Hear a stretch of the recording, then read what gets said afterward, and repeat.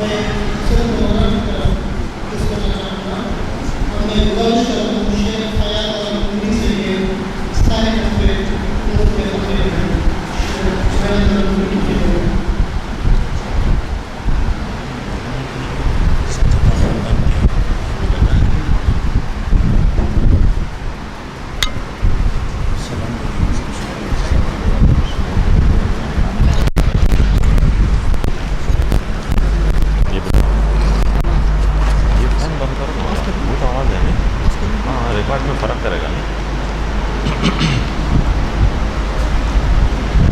السلام علیکم ورحمۃ اللہ وبرکاتہ. الحمد للہ رب العالمین والعاقبۃ للمتقین والصلاة والسلام علی سید المرسلین محمد وعلی آلہ واصحابہ اجمعین. اما بعد فاعوذ باللہ من الشیطان الرجیم. بسم اللہ الرحمن الرحیم. ربنا وابعث فيهم رسولا منهم يتلو عليهم آياتك ويعلمهم الكتاب والحكمة ويزكيهم إنك أنت العزيز الحكيم. صدق اللہ. تمام تعریف حمد و ثنا پاکی اور بڑائی پاک اور بے عیب اللہ کی ذات جو ساری کائنات کا خالق مالک حاکم اور عادل. بعدہ ہم تمام کی جانب سے ہر آن ہر لحظہ تا ابد درود و سلام ہو سارے انبیاء کرام پر، خصوصاً خاتم النبیین شفیع المذنبین امام الانبیاء احمد مجتبی محمد مصطفیٰ صلی اللہ علیہ وسلم پر، کہ جن کو اللہ تبارک و تعالی نے کامل شریعت دے کر ہم سب کی ہدایت کے لیے اپنا آخری نبی بنا کر اس دنیا میں مبعوث فرمایا. ہمیں اور آپ کو ان کی امت میں جینا نصیب ہوا. حضرات، سب سے پہلے استاد محترم خطیب جنوب الہند حضرت مولانا عبداللہ صاحب حیدرآبادی عمری مدنی حفظہ اللہ، اور اس کے بعد آپ حضرات کا کہ آپ کے سامنے نفس کی اصلاح کے تعلق سے چند باتیں پیش خدمت ہیں. بہت اچھا موضوع ہے، حالات کے اعتبار سے بھی وقت کے اعتبار سے بھی، اس لیے کہ آج کل ہر آدمی کے اوپر خواہ وہ طالب علم ہو یا ان کے ماں باپ ہوں، سال کے دوسرے دنوں میں اگر دین کی بات کہی جائے تو وہ اپنی مصروفیت کا اظہار کرتے ہیں. تو کم سے کم اب جو سمر سیزن ہے، سمر ویکیشن ہے، اس وقت چھٹیاں بھی ہیں اور چھٹیاں شروع ہوں گی، تو بہت سے لوگ ایسے وقت میں اپنے اپنے پروگرام بناتے ہیں کہ مدراس کی گرمی بہت ہے، ذرا باہر چلا جائے، وہاں سے ٹھنڈا ہو کر آیا جائے. حالانکہ میں سمجھتا ہوں کہ اس مہینے میں جو گرمی رہتی ہے اس سے زیادہ جون جولائی میں رہتی ہے. لیکن چونکہ لوگوں کا ایک ذہن بن گیا ہے، لوگوں کا ذہن ایک سیٹ ہو گیا ہوا ہے کہ مئی کا مہینہ اپریل اور مئی جو ہے یہ گرمی کا ہے، تو اس کے لیے باہر ہے.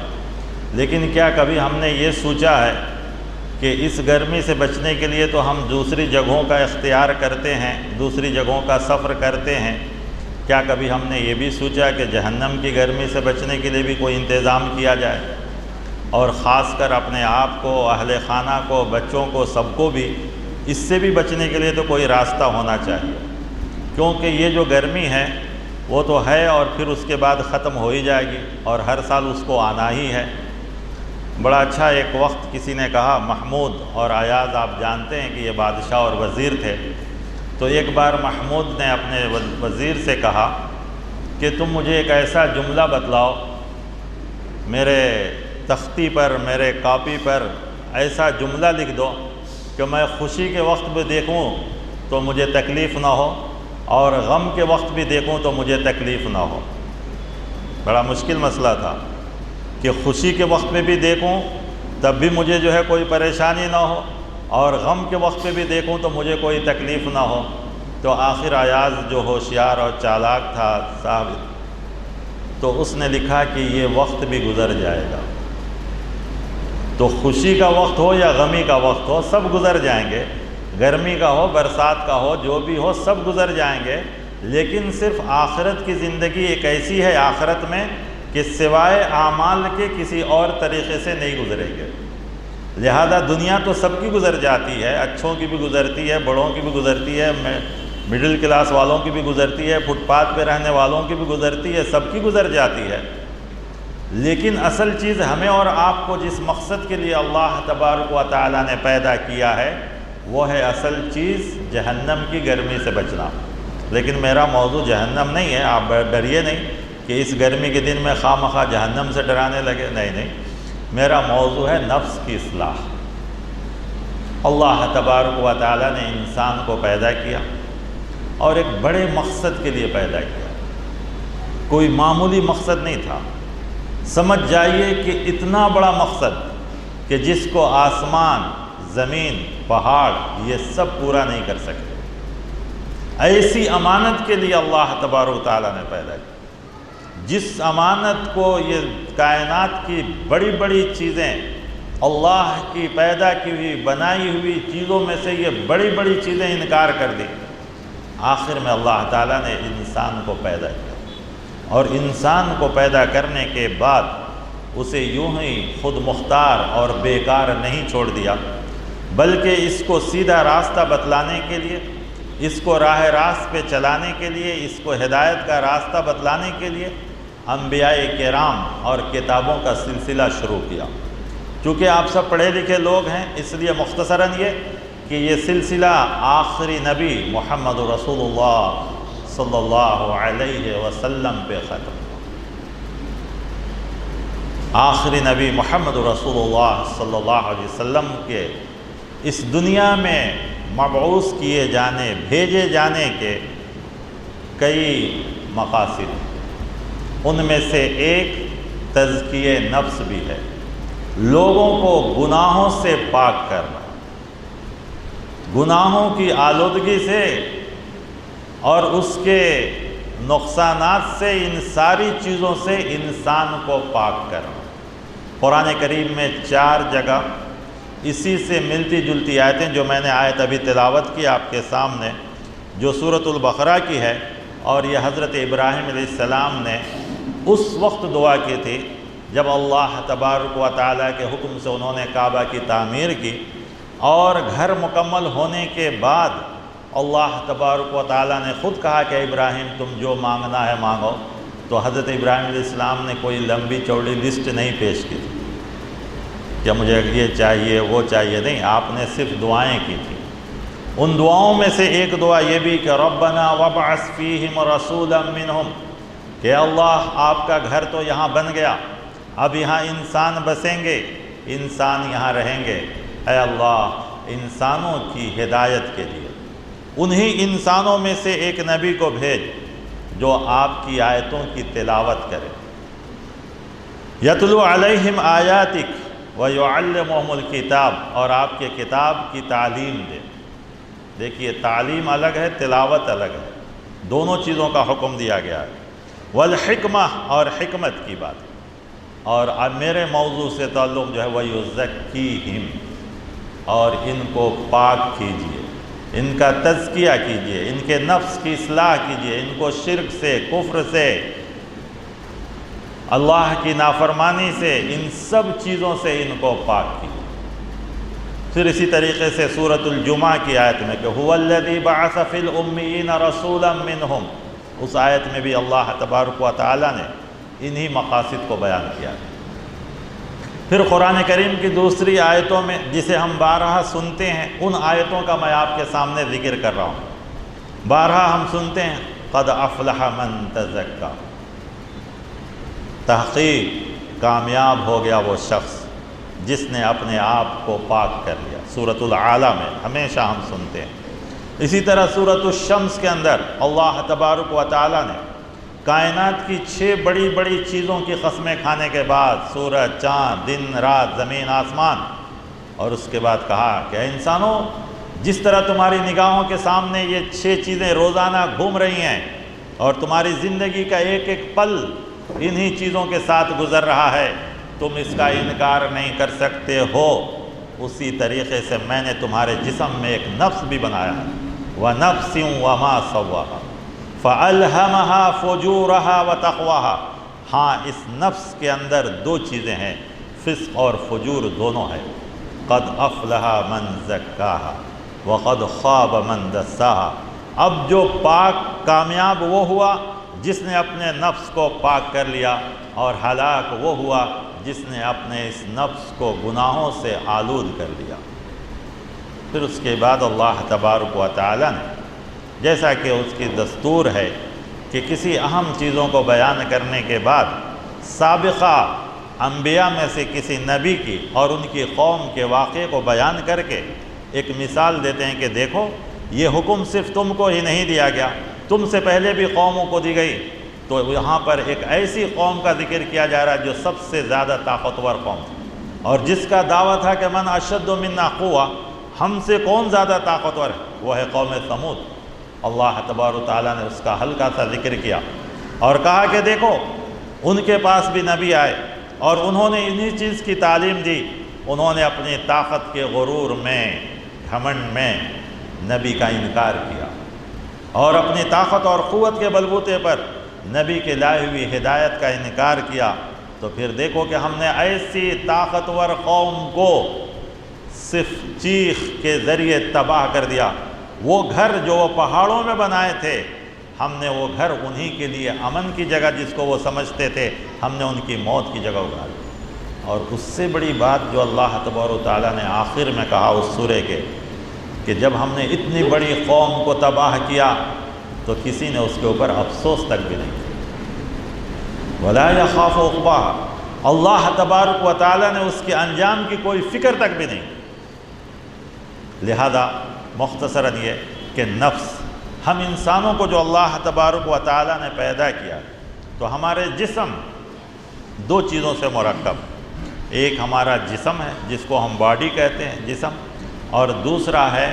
سول جس کو ہم روح کہتے ہیں، اور اسی کا تعلق نفس سے۔ یہ دونوں کا تعلق الگ الگ ہے۔ جسم کا تعلق زمین سے، مٹی سے بنایا گیا اس جسم کو، اور جو روح ہے اس کا تعلق زمین سے نہیں، دنیا سے نہیں، اس کا تعلق آسمان سے۔ جسم کے لیے ہم کو کیا چاہیے؟ کھانا چاہیے، کپڑا چاہیے، مکان چاہیے۔ یہ سب چیزیں اللہ تبارک و تعالیٰ نے زمین کے اندر رکھ دیا، اور ہم زمین سے اس کو حاصل کرنے کے لیے اللہ نے ہم کو عقل دیا، علم دیا، طاقت دیا، قوت دیا، ہاتھ پیر دیا، سب کچھ دیا کہ تم اپنی زمین سے تمہاری غذا، تمہارے کپڑے، تمہارے مکان، تمہارے رہنے سہنے، چلنے پھرنے، اٹھنے بیٹھنے اور ضروریات زندگی کی جتنی بھی چیزیں ہیں تم زمین سے حاصل کر لو۔ اس کا تعلق آسمان سے نہیں، یہ آسمان سے نہیں اتاری گئی ہیں، اللہ تبارک و تعالیٰ نے اس کو زمین کے اندر ہی رکھ دیا ہے۔ لیکن جو روح ہے اس کے لیے زمین میں کوئی چیز نہیں رکھی گئی، چونکہ یہ آسمان سے آئی ہوئی چیز ہے، تو اللہ تبارک و تعالیٰ نے اس کے لیے آسمان سے ہی انتظام کیا۔ وہ ہے کتابوں کو بھیجا، انبیاء کرام کا انتخاب کیا، اور انبیاء کرام کو انتخاب کرنے کے بعد ان کے اوپر وحی نازل کی۔ تو اللہ تبارک و تعالیٰ نے اس انسان کی ہدایت کا ذریعہ آسمان سے کیا۔ ہم زمین کی چیزوں سے اپنے روح کو فائدہ نہیں پہنچا سکتے، ہم زمین کی چیزوں سے اپنے روح کو سکون نہیں پہنچا سکتے، ہم زمین کی چیزوں سے اپنے روح اور قلب کو جو اطمینان نہیں دے سکتے، بلکہ اس کو اطمینان اور سکون ملے گی تو انہی چیزوں سے جس جگہ سے یہ روح آئی ہے اور جہاں سے اللہ تبارک و تعالیٰ نے اس کی ہدایت کے لیے اللہ تبارک و تعالیٰ نے بھیجا ہے۔ کائنات کے نبی محمد رسول اللہ صلی اللہ علیہ وسلم خود دعا کرتے تھے، اللہم آتی نفسی تقواہا وزکیہا وانت خیر من زکاہا، کہ اللہ آپ نفس کو تقوی اور تزکیہ عطا فرمائے، کیونکہ اللہ کے علاوہ کوئی بھی اس نفس کو پاک کرنے والا نہیں۔ تو اس نفس کو سب سے پہلے کس چیز سے پاک کرنا ہے؟ سب سے پہلے کفر سے۔ اللہ تبارک و تعالیٰ نے کہا کہ سب سے پہلے اپنے آپ کو کفر سے بچاؤ۔ جب انسان اس سے بچ جاتا ہے تو شیطان اس کو شرک میں ڈالتا ہے، کہا کہ اس سے بھی اپنے آپ کو بچاؤ۔ پھر اس کے بعد اب اس سے بچ جاتا ہے تو خرافات، رسم و رواج اور ان سب چیزوں میں ڈالتا ہے، تو کہا گیا کہ اس سے بھی اپنے آپ کو بچاؤ اور اس کو اللہ کی فرما برداری میں لگاؤ۔ نفس کی کیسے اصلاح ہوگی؟ اس کے لیے سب سے پہلی چیز رکھا گیا کہ اللہ کا خوف یا اللہ کی محبت۔ دو معنی اس لیے کہے جا رہے ہیں، کہیں اللہ تبارک و تعالیٰ محبت کی دعوت دیتا ہے اور کہیں اللہ تبارک و تعالیٰ کہتا ہے اتقوا اللہ، اللہ سے ڈرو۔ حالانکہ ڈرنے کا مطلب یہ نہیں جیسا کہ ہم کسی ظالم سے ڈرتے ہیں، کسی بچھو اور سانپ سے ڈرتے ہیں، زہریلے نہیں، بلکہ انسان کی فطرت ہے کہ وہ دو چیزوں سے اللہ سے قریب ہوتا ہے۔ ایک انسان وہ ہے جو اس کو رحمتوں کا، جنت کی نعمتوں کا، اپنے عنایات اور کرم کا واسطہ دلاتا ہے تو اس کے دل میں محبت پیدا ہوتی ہے اور وہ اللہ سے قریب ہو جاتا ہے۔ کچھ انسان ایسے ہوتے ہیں کہ جب تک ان کو ڈرایا نہ جائے، دھمکایا نہ جائے، ان کے لیے سزا اختیار نہ کیا جائے، تب تک وہ گناہوں کو، نافرمانیوں کو نہیں چھوڑتے۔ اسی لیے اللہ تبارک و تعالیٰ نے دونوں چیزیں اپنایا۔ حالانکہ ڈر اور خوف کا مطلب یہ بھی نہیں جیسا کہ میں نے ابھی کہا آپ کو، لیکن کچھ انسان ہیں جن کو ڈرایا جاتا ہے تو اللہ تبارک و تعالیٰ نے اسی طریقے سے اپنے عذاب سے ڈرایا۔ اپنے نافرمانی کرنے والوں کو کہا تمہارے لیے عذاب ہے، تمہارے لیے یہ سزائیں، تمہارے لیے وہ سزائیں، کیونکہ انسان کم سے کم اس ڈر سے آ جائے۔ بہت سے انسان تو وہ ہیں جو محبت پر، اللہ کی محبت، اس کے انصاف اور اس کی نعمتیں، اس کا کرم، اس کا احسان، اس کا فضل، اس کی عنایت، اس کو دیکھ کر اللہ سے قریب ہو جاتے ہیں۔ جیسا کہ اللہ نے خود کہا وَالَّذِينَ آمَنُوا أَشَدُّ حُبًّا لِلَّهِ، ایمان والے تو وہ ہوتے ہیں کہ جن کے دل میں اللہ کی محبت بہت زیادہ ہوتی ہے۔ اور اللہ تعالیٰ نے بھی کہا کہ وَاللَّهُ رَءُوفٌ بِالْعِبَادِ، تو اللہ تعالیٰ بھی اپنے بندوں کے ساتھ بہت مہربان ہوتا ہے۔ نفس کی اصلاح بہت ضروری ہے۔ جب تک انسان نفس کی سب سے پہلے اصلاح نہیں کرے گا، وہ سب سے اللہ کا سب سے پہلے اقرار نہیں کرے گا، اللہ کے قریب بھی نہیں ہو سکتا۔ آپ دیکھیں گے شریعت کے جتنے بھی قوانین ہیں، حتیٰ کہ عبادات یا حلال و حرام، ان میں سے اکثر و بیشتر مدنی آیتوں میں ملیں گے۔ آپ مکی آیتوں میں سب سے زیادہ نفس کی اصلاح کی بات ہوتی ہے، اور ان میں نفس کی اصلاح کرنے کی تین چیزیں ہیں۔ ان میں سب سے پہلے توحید کا اقرار کرنا، کیونکہ انسان جب تک یہ نہیں تصور کرے گا کہ میرا کوئی دیکھنے والا ہے، میرا کوئی نگہبان ہے، مجھے کوئی واچ کر رہا ہے، مجھے کوئی ریکارڈ کر رہا ہے، میری چیزوں کو دیکھ رہا ہے، اور وہ ایسا ہے جو ہمیشہ ہر جگہ مجھے دیکھ سکتا ہے۔ آپ خطبہ مسنونہ میں وہ جو آیت پڑھی جاتی ہے کہ یا ایھا الناس اتقوا ربکم الذی خلقکم من نفس واحدہ وخلق منها زوجها وبث منهما رجالا كثيرا ونساء واتقوا الله الذي تساءلون به والارحام ان اللہ کان علیکم رقیبا۔ رشتہ داری جڑ رہے ہیں، میاں بیوی بھی جڑ رہے ہیں، دو خاندان جڑ رہے ہیں، تو ایسے وقت پہ کہا جا رہا ہے کہ تم یہ نہ سمجھنا کہ تمہارے ماں باپ سے ڈرو، اس لیے کہ ماں باپ ہر جگہ نہیں رہ سکتے، رشتہ دار دوست احباب ہر جگہ نہیں رہ سکتے، بلکہ تم کو اس اللہ سے ڈرنا ہے جو اللہ تمہارے اوپر نگہبان ہے، وہ اللہ جو علیم ہے، خبیر ہے، اور باریک سے باریک تمہاری ایک ایک حرکتوں کو جاننے والا ہے۔ اس اللہ کا ڈر سب سے پہلے، اس اللہ کی محبت یا اس اللہ کی نظر کہ اس کی پکڑ سے اور اس کے یہ سے ہم بچنے والے نہیں، یہ تصور جب تک نہ ہو۔ آئیے، نفس کی قرآن کریم نے تین قسمیں بیان کی۔ ایک نفس امارہ جو انسان کو گناہوں کی طرف لے جاتا ہے، اور ایک نفس لوامہ جو انسان کو نیکیوں کی طرف لے جاتا ہے۔ اگر انسان اپنے آپ کو نفس امارہ سے بچا لیا اور نفس لوامہ جو نیکیوں کی طرف لے جاتی ہے اور اس کو اور مضبوط کر لیا، تو اس کے بعد جو رب کا پیارا بندہ بن جاتا ہے وہ ہوتا ہے نفس مطمئنہ، اور یہ سب سے بہترین نفس ہوتی ہے جس کو اللہ تبارک و تعالی نے صاف صاف کہا یا ایتھا النفس المطمئنہ ارجعی الی ربک راضیۃ مرضیہ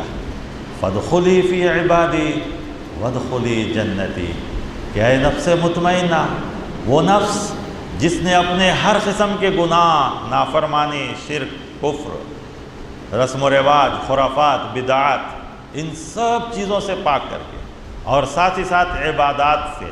اخلاق، معاملات، معاشیات، ان سب چیزوں میں پکا ہو کر اپنے آپ کو اللہ سے قریب کر لیا، تو وہی نفس مطمئنہ ہوتا ہے۔ اور ایسے نفس والوں کو اللہ تبارک و تعالیٰ بڑی محبت کے ساتھ کہتے ہیں کہ یہی اصل اس کے بندے ہیں کہ میرے بندوں میں داخل ہو جا اور میری جنت میں داخل ہو جا۔ جبکہ نفس امارہ کا کام ہی انسان کو برائی کی طرف لے جانا۔ ان النفس لامارۃ بالسوء الا ما رحم ربک۔ ہاں، اللہ تبارک و تعالیٰ کی رحمت بھی شامل حال ہو تبھی ہم اس نفس کے دھوکے سے بھی بچ سکتے ہیں، اس نفس کے بہکاوے سے بھی بچ سکتے ہیں۔ اور شیطان کا حملہ بھی سب سے زیادہ اسی نفس کے اوپر ہوتا ہے۔ اور یہی نفس انسان کو اگر یہ مضبوط ہو عبادات کے ذریعے، جس طرح غذا سے انسان کے جسم کو طاقت اور قوت ملتی ہے، اسی طرح عقل حلال سے، صدق مقال سے اور عبادات سے نفس کو طاقت ملتی ہے۔ اور جب یہ نفس مضبوط ہو جاتا ہے تو پھر اس کے بعد نہ شیطان کا اس کے اوپر اثر ہوتا ہے اور نہ کسی اور گناہوں کا اس کے اوپر اثر ہوتا ہے۔ اسی لیے اس کو مختلف طریقوں سے، بلکہ یہ جو عبادات ہیں اس کا بھی مقصد وہی ہے کہ ہمارا نفس پاک ہو۔ ہم اور آپ روزے کا مقصد بھی وہی بتلایا گیا، حج اور زکوٰۃ کا مقصد بھی یہی بتلایا گیا، صدقۃ الفطر کا مقصد بھی یہی بتلایا گیا، سارے عبادات کا مقصد یہی بتلایا گیا کہ تم اپنے نفس کو پاک کرو، اپنے نفس کو گناہوں سے، گندگیوں سے، آلودگیوں سے، ان سب چیزوں سے پاک کرو۔ جب تک یہ نفس پاک نہیں ہوگا تو عبادات کا جو صحیح لطف ہے، عبادات کے جو صحیح مزے ہیں، ذکر و اذکار کی جو صحیح چیزیں ہیں، اور جو اللہ تبارک و تعالیٰ کی جو محبت ہے، ان سب چیزوں کا لطف انسان کو اسی وقت ملتا ہے جب اس کا نفس ان سب چیزوں سے پاک۔ عام طور پر ہم اور آپ صرف ظاہری چیزوں کے لیے نفس کی پاکی سمجھتے نہیں۔ اگر ہمارا نفس پاک ہو تو ہمارے اس ایمان کی وجہ سے ہم کو کتنا تکلیف دی جائے، وہ تکلیف ہمارے لیے گرا نہیں گزرے گی، بلکہ ہم سمجھیں گے کہ یہ اللہ کی طرف سے ایک آزمائش ہے۔ اگر ہمارا نفس پاک ہو اور گناہوں کا، ان سب چیزوں کا اس کے اوپر اثر نہ ہو تو ایک طرف حلال ہوگا، دوسری طرف حرام ہوگا۔ حلال میں کم فائدہ ہوں گے، حرام میں بہت زیادہ فائدہ ہوگا۔ لیکن اگر ہمارا نفس پاک ہوگا، گناہوں میں ملوث نہیں ہوگا، تو فوراً ہم کہیں گے کہ نہیں، یہ حلال ہی ہمارے لیے بہتر ہے، گرچہ کہ اس کا فائدہ کم ہے لیکن یہ میرے رب کی اجازت سے ہے، اور اس میں گرچہ کہ فائدہ زیادہ ہے لیکن یہ میرے فائدے کی چیز نہیں۔ آخر کون سی چیز تھی؟ آپ صلی اللہ علیہ وسلم دیکھیے صحابہ کرام کی زندگی، اسلام سے پہلے وہ بھی انسان تھے، وہ بھی زندگی گزارتے تھے۔ آپ ان کی زندگیاں اٹھا کر دیکھیے کہ ایک ایک معمولی سی معمولی چیز کے لیے کئی کئی سال تک جھگڑے، لڑائیاں، خون خرابہ ہوتا۔ مہینے، سال کے 12 مہینوں میں سے 4 مہینوں کو چھوڑ کر بقیہ 11 مہینے ان کی زندگی لوٹ مار، گھسوٹ اور جنگ جدال میں گزرتی تھی۔ ہے یا نہیں؟ پوری تاریخ ہے ہمارے پاس۔ دوسرے کا مال چھین لینا، دوسرے کے قوم پر قبضہ کر لینا، دوسروں کی جو ہے تبستیوں کو، یہ ساری چیزیں ان کی زندگی تھی۔ قتل و غارت گری، خون خرابہ، یہی زندگی۔ اب اسلام آ رہا ہے، اسلام آنے کے بعد سب سے پہلے ان کو انہی چیزوں سے پاک کیا گیا، اور اس کے بعد جب یہ نیک بن جاتے ہیں تو جنگ بدر کے واقعات دیکھیے کہ اللہ تبارک و تعالی نے مال غنیمت کو مسلمانوں کے لیے کہا کہ اس کا حصہ ہے کہ اس کو 5 حصے کرو۔ سب سے پہلے مال غنیمت جمع ہوگا، اس کے بعد تقسیم ہوگا، کسی کو ایک چیز بھی لینے کی اجازت نہیں۔ ایک صحابی رسول صلی اللہ علیہ وسلم کیا کرتے ہیں؟ ایک اونٹ کی رسی لا کر کہتے ہیں کہ یہ بھی مجھے مال غنیمت میں ملا۔ کون سی چیز تھی یہ؟ کون سی چیز تھی؟ یہی تھا وہ تزکیہ نفس۔ حالانکہ ابھی اسلام سے پہلے ان کے دلوں میں اسی مال کے لیے دوسرے کا خون بہانا آسان تھا، لیکن آج وہ تبدیلی آ گئی ہے۔ اللہ کا ڈر، اللہ کا خوف، اللہ کی محبت اللہ کے سامنے جواب دہی کا وہ احساس ہے کہ ایک اونٹ کی رسی جس کی کوئی حقیقت نہیں ہو سکتی ہے، وہ بھی لا کے کہا جا رہا ہے کہ یہ مال غنیمت ہے جو میرے پاس ہے۔ مثالیں اکثر و بیشتر تو آپ اور ہم سنتے رہتے ہیں، لیکن قرآن کریم کی وہ آخری آیت سنیے۔ آخری آیت مطلب میرے موضوع کے اعتبار سے اللہ تبارک و تعالیٰ کیسے کیسے طریقے سے انسان کو اپنے سامنے جواب دہی کا احساس دلاتا ہے۔ کہا وَأَمَّا مَنْ خَافَ مَقَامَ رَبِّهِ وَنَهَى النَّفْسَ عَنِ الْهَوَىٰ فَإِنَّ الْجَنَّةَ هِيَ الْمَأْوَىٰ، کہ وہ شخص جو کسی اور وجہ سے نہیں، یہ دیکھ کر نہیں کہ میں عالم ہوں، میں یہ کروں گا تو لوگ کیا کہیں گے، میں مسلمان ہوں یہ کروں گا تو لوگ کیا کہیں گے، میرا پڑوسی کیا کہے گا، میرا دوست احباب کیا کہے گا، نہیں، بلکہ ایک آدمی اپنے نفس کو گناہ سے اس لیے روک لیا کہ مجھے کل کے دن میرے رب کے سامنے کھڑا ہونا ہے۔ وَأَمَّا مَنْ خَافَ مَقَامَ رَبِّهِ وَنَهَى النَّفْسَ عَنِ الْهَوَىٰ، خواہشات نفس، برائیوں سے، آلودگیوں سے، شرک و کفر سے، ان سب چیزوں سے یا گناہوں سے اس لیے اپنے نفس کو روکا، کوئی اور مقصد اس کے سامنے نہیں تھا، بلکہ صرف یہ کہ کل کے دن میں رب کے سامنے کھڑا ہوں گا اور میرا رب مجھے سارے اعمال میرے سامنے پیش کر دیں گے، وہ نام اعمال میں پڑھتے جاؤں گا تو اس کے اندر وہ ساری چیزیں ہوں گی جس میں کہا جائے گا مَا لِهَذَا الْكِتَابِ لَا يُغَادِرُ صَغِيرَةً وَلَا كَبِيرَةً إِلَّا أَحْصَاهَا، کہ یہ کیسا نام اعمال ہے کہ اس کے اندر چھوٹی سے چھوٹی چیز بھی، بڑے سے بڑے گناہ بھی، سب کچھ لکھے ہوئے، حالانکہ میں تو یہ گناہ کیا تھا تو اس وقت کوئی دیکھنے والا بھی نہیں تھا، کسی نے جانا تک بھی نہیں تھا، کوئی ریکارڈ کرنے والا بھی نہیں تھا، میں یہ بیان کیا تھا تو کوئی سننے والا بھی نہیں تھا، لیکن اللہ تبارک و تعالیٰ اس چیز کو بھی اس کے اندر ریکارڈ کر دیا۔ یہ جواب دہی کس کے سامنے؟ اللہ کے سامنے، کسی اور کا نہیں۔ تو یہ چیز پیدا ہو انسان کے اندر، تب یہ ہمارا نفس ہم کو گناہوں کی طرف نہیں لے جائے، یہ خوف خدا، یہ محبت الہی، یہ جو ہے اللہ کے سامنے حاضر ہونے کی جواب دہی، یہ چیز پیدا ہو۔ تو کہا ایسے ہی لوگوں کے لیے جنت تیار کی گئی ہے جو گناہوں کو، شرک و کفر کو، آلودگیوں کو صرف اس لیے چھوڑ دیں کہ مجھے کل کے دن اللہ کے سامنے کھڑا ہونا ہے، رب کے سامنے حاضر ہونا ہے، رب کے سامنے جواب دہی کے لیے کھڑا ہونا ہے۔ تو پھر اس کے بعد دیکھیے انسان کے اندر وہ ساری چیزیں پیدا ہوتی ہیں، اور ساتھ ہی ساتھ اس نفس کی اصلاح کے لیے ہمیں اللہ سے ہی دعا کرنی، کیونکہ اس نفس کا حملہ بہت، گناہوں کا سارا حملہ اسی پر ہوتا ہے، دنیا کی خواہشات اور ساری چیزوں کا حملہ اسی پر ہوتا ہے، شیطان کا حملہ بھی اسی پر ہوتا ہے۔ لہذا ان سب چیزوں سے بچنے کے لیے صرف ایک ہی چیز ہے،